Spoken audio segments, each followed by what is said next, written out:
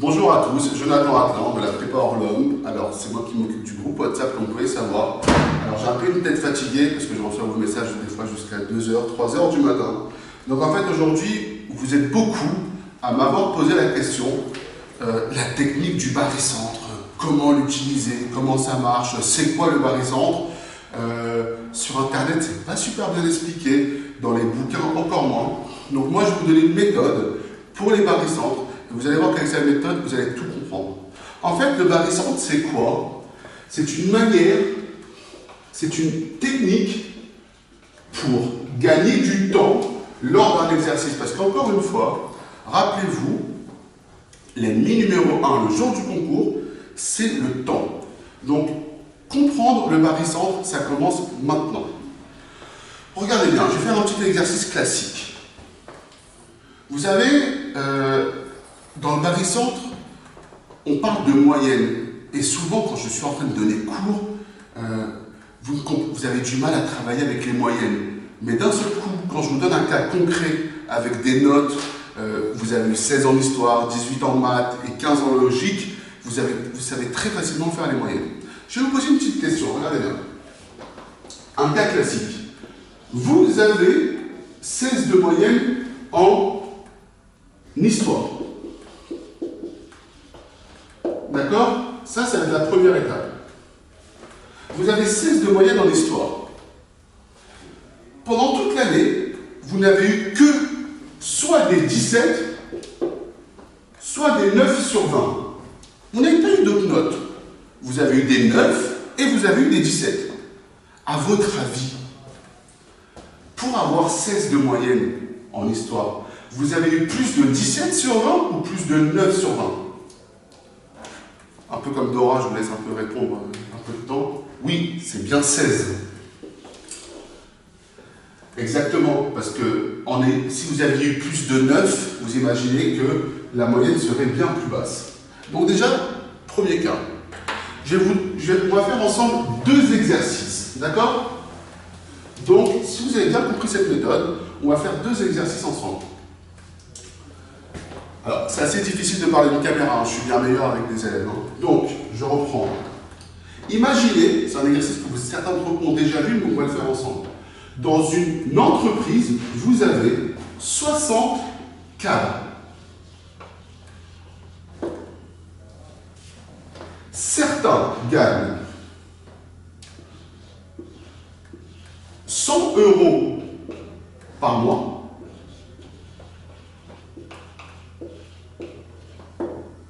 D'autres gagnent 75 € par mois. Donc je répète, vous êtes dans une entreprise, il y a 60 personnes. Il n'y a que deux types de salaires. Soit tu gagnes 75 € par mois, soit tu gagnes 100 € par mois.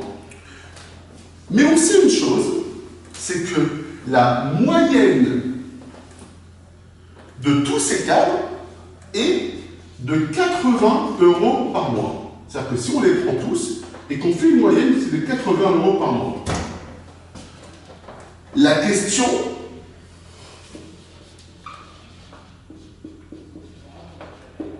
combien y a-t-il de personnes qui gagnent 75 € par mois? Combien de personnes gagnent 75 € par mois? Ok. Sans le barycentre, quelqu'un qui maîtrise bien les moyennes, il va poser X nombre de personnes qui gagnent 100, Y, alors regardez mais n'écoutez pas trop, parce que c'est pas le but. Y, nombre de personnes qui gagnent 75, X plus Y égale 60, après on va dire que 100X plus 75Y divisé par 60 est égal à 80. Bon, allez, c'est fatigant, on arrête là. Tout ça, vous imaginez bien que sans calculatrice, c'est difficile. Donc c'est là qu'intervient le barycentre. Juste avant, j'ai oublié de vous dire que voici les 4 réponses proposées. 12, 24, 36, 48. Alors oui, je me répète, il y a 60 personnes. Certains gagnent 100, d'autres gagnent 75. La moyenne est de 80. Combien de personnes gagnent 75? Rappelez-vous ce que je vous ai dit tout à l'heure. La moyenne elle est de 80. Certains gagnent 75, d'autres gagnent 100. À votre avis, y a-t-il plus de personnes qui gagnent 75 ou plus de personnes qui gagnent 100? Voilà, comme Dora l'exploratrice, vous pouvez répondre. Oui, c'est bien 75, parce que c'est le plus proche de la moyenne. Donc, attention, déjà, même si on ne maîtrise pas totalement les variantes, juste par logique, on comprend qu'il y a plus de personnes qui gagnent 75, et étant donné qu'il y a 60 cadres dans l'entreprise, ça veut dire qu'il y a plus de la moitié qui gagnent 75. De ce fait, c'est-à-dire plus de 30 personnes. Je peux donc, en quelques secondes, juste par logique, comme on a vu tout à l'heure avec les notes, pouvoir barrer deux réponses. Il va donc me rester 36 et 48. Alors en fait, dans les bouquins, il y a la moyenne haute, la moyenne basse. Le barycentre, c'est bien plus simple que ça.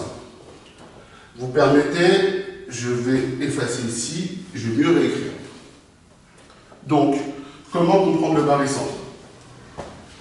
Je vais effacer là aussi. J'espère que vous avez bien noté sur une feuille. Si vous ne l'avez pas noté, appuyez sur pause tout de suite. Notez, parce que là, je vais effacer. Ok. Alors voilà, simplement le barycentre, c'est le bidon. 80, c'est la moyenne. Il y en a 75 ici, et là, il y a 100. On comprend, encore une fois, qu'il y en a plus qui gagnent 75. Il y a plus de personnes qui gagnent 75. Mais la question, c'est combien de fois plus? Combien? Pour savoir combien, regardez bien. Ici, l'écart entre le plus grand et la moyenne est de 20. Vous marquez 20. L'écart ici est de 5. Vous divisez par 5. Et donc, ça fait 4. Il y a donc 4 fois plus de personnes qui gagnent 75. Voilà. Donc si là il y avait 30 et là 10, vous aurez fait 30 sur 10. Voilà. C'est bidon. Prenez la moyenne haute, la moyenne basse. Non, là c'est bidon, là c'est facile. Donc il y a 4 fois plus. Maintenant, on sait qu'il y a 4 fois plus. On va réfléchir un peu. Regardez bien. C'est mal expliqué dans le cœur de tout, c'est de comprendre. Si, parenthèse, si j'ai 4 fois plus d'argent que toi, ça veut dire quoi? Si j'ai 4 fois plus d'argent que toi, ça veut dire que si moi j'ai 4 euros, toi tu te retrouves avec 1 euro. Si j'ai 4 fois plus d'argent que toi, moi si j'ai 4 euros, toi tu as 1 euro. Ça veut dire que sur les 5 euros, la totalité, moi je me retrouve avec 4 euros sur 5, c'est-à-dire 4 cinquièmes, et toi tu te retrouves avec 1 cinquième d'euro. On est d'accord? Donc ici,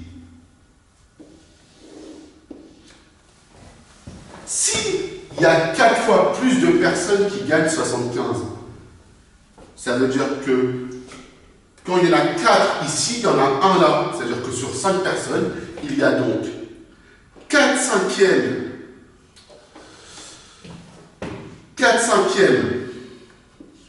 qui gagnent 75 euros par mois et 1 cinquième qui gagne 100 euros par mois.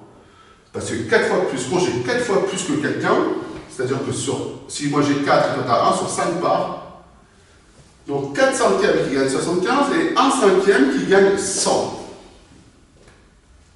Donc, si 4 cinquièmes gagnent 75 euros, étant donné qu'il y a 60 personnes dans l'entreprise, d'accord, ça fait 4 cinquièmes fois 60, ça donne 48.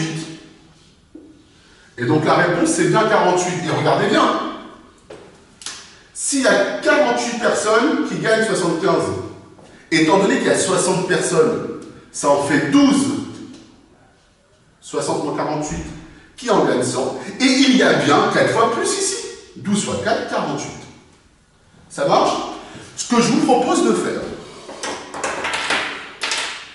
si vous avez bien compris tout ça, appuyez sur pause. Je vais vous donner un autre exercice. Et vous mettrez dans les commentaires la réponse que vous avez trouvée et si vous avez compris. Si vous n'avez pas compris, je referai une autre vidéo. Dans une classe, il y a 36 élèves. Mais faites-le, certains d'entre vous l'ont déjà fait.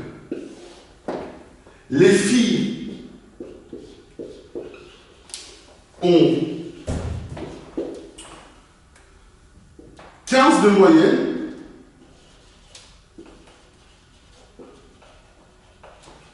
Les garçons ont 9 de moyenne.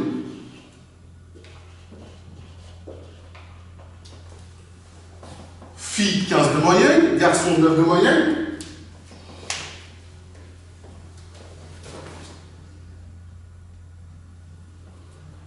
Moyenne de la classe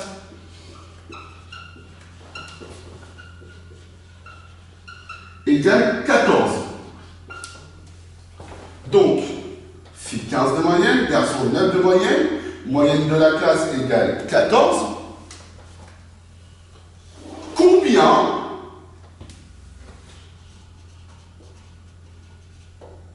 y a-t-il de filles? Petit a, 6. Petit b, 16. Petit c, 26. Et d, 30. J'étais un peu méchant d'avoir mis la... Non, rien, je ne vous donne pas d'indice. Combien y a-t-il de filles dans la classe? Bonne continuation et bonne journée.